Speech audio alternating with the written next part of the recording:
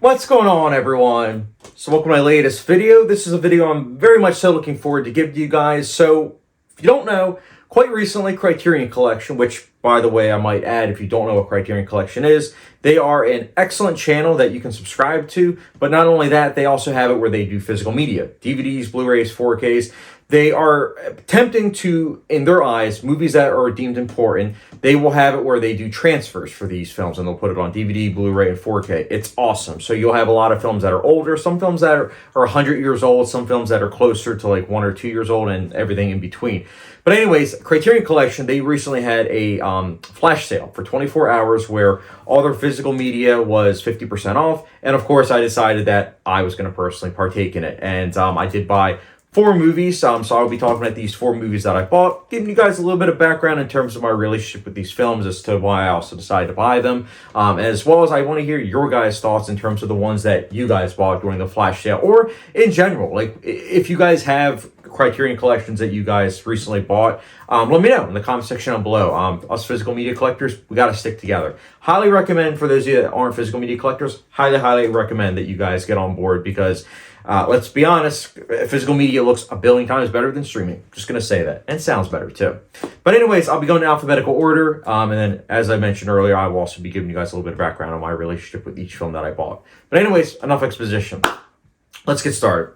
So, kicking things off, I bought Blind Chance, which ironically is a blind buy. Yes, I've never seen Blind Chance. In fact, I hadn't even really heard of this film until quite recently. I heard it was kind of a mix of like Run Lola Run with can't even remember the other film, but Run Lola Run is one of my favorite films. I love that film. I think it is great. It doesn't get talked about enough, but it did a lot for cinema in the 90s. So I was very curious to see the film that inspired that film. And also it apparently delves with, into nonlinear storytelling. And also it's a newly restored 4K digital transfer. So it means that it's probably going to look really good. It's dealing with nonlinear storytelling. And again, it inspired Run Lola Run. So yeah, it sounds right on my alley. So hopefully I like it, because again, I did spend $20 on the Blu-ray, but again, it sounds like a film that I'll like. That's why I decided to blind buy it. And next up, we have another blind buy, which is a Blu-ray, and that is Failsafe.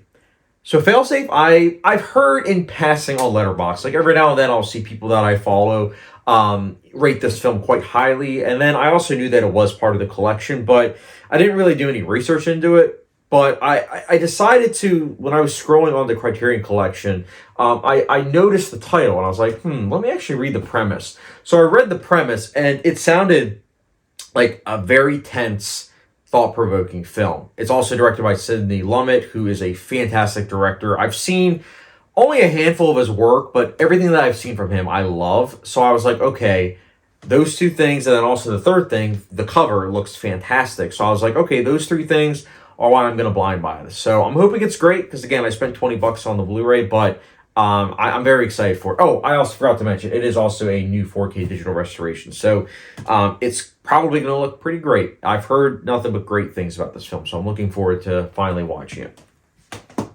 And now the last 2, these are movies that I've seen before, and this next one I'm going to talk about, I actually saw recently for the first time, and that is Mab and Mrs Miller. So Mab and Mrs Miller, it's funny, because I remember probably a couple years ago, I was thinking about blind buying this film, but I was always kind of held back by the fact that I was like, well, it's a Robert Altman film. And I'm not going to sit here and say like, oh, I don't like Robert Altman. It's not that. It's just that he's very hit or miss for me.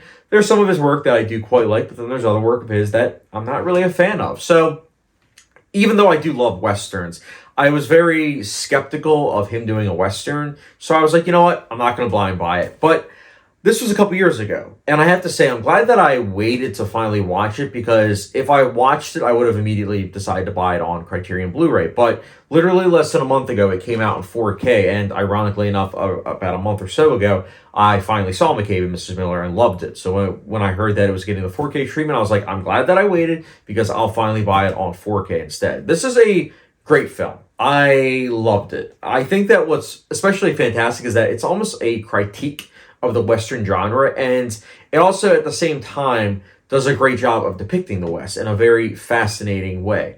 It's very well acted, it's very well shot. I mean, holy cow, it looked fantastic on Criterion Blu-ray. I did get out the Criterion Blu-ray at my local library, and it looked fantastic. So I'm prepared to be blown away by the 4K, because holy cow. It's a great looking film. It really is. But it's not going to be for everyone because although it's great looking, at the same time it is aggressively graded in terms of like the film grain. So that's not going to be for everyone. It won't be. But I will say this, it's incredibly well shot though, either way. So I love Mab and Mrs Miller. If you've been sleeping on it, would highly recommend you check this out because it's a great film.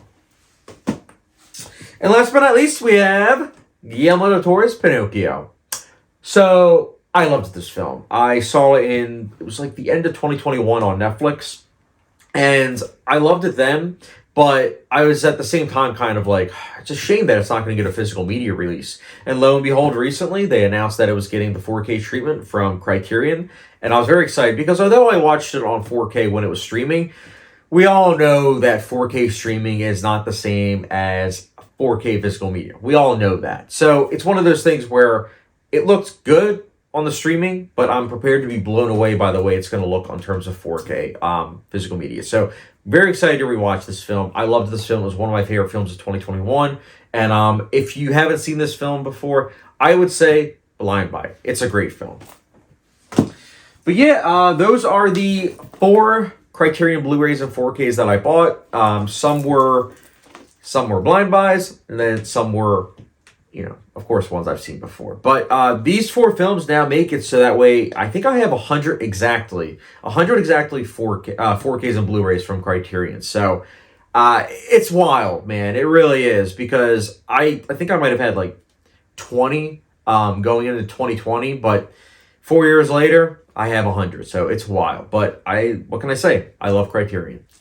But anyways, guys, let me know the Criterions that you've recently picked up, whether it was the flash sale by Criterion or just in general, ones that you decided to pick up. And if you did not partake in the flash sale, do know that Barnes & Nobles will be having a 50% off Criterion sale in July and November. So stay tuned for both of those months because I will be probably more than likely buying movies in those 2 months on physical media. But guys, thank you very much for watching. I really do appreciate your guys' support. And don't forget the subscription, notification bell.